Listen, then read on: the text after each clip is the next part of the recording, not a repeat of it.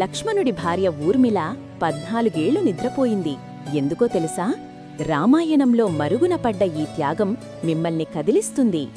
రాముడు, సీత, లక్ష్మణుడు వనవాసానికి వెళ్ళినప్పుడు లక్ష్మణుడు నిద్రపోకూడదని నిర్ణయించుకున్నాడు.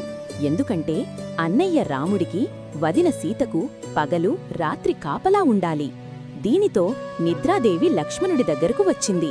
నేను 14 ఏళ్లు నిద్రపోను అని లక్ష్మణుడు శపథం చెయ్యగానే నిద్రాదేవి అతని భార్య ఊర్మిళ వద్దకు వెళ్ళింది. ఊర్మిళ లక్ష్మణుడికి బదులుగా తనే 14 ఏళ్లపాటు నిద్రపోవడానికి సిద్ధపడింది. తన భర్త, తన అన్నయ్య, వదినలను కాపాడటానికి నిద్రపోకుండా ఉండాలని ఆమె ఈ గొప్ప త్యాగం చేసింది. 14 ఏళ్లు అడవుల్లో రామ, లక్ష్మణ, సీతలు తిరుగుతుంటే ఊర్మిళ అయోధ్యలో నిద్రిస్తూ తన త్యాగంతో వారికి అండగా నిలిచింది. రామాయణంలో ఆమె త్యాగం చాలా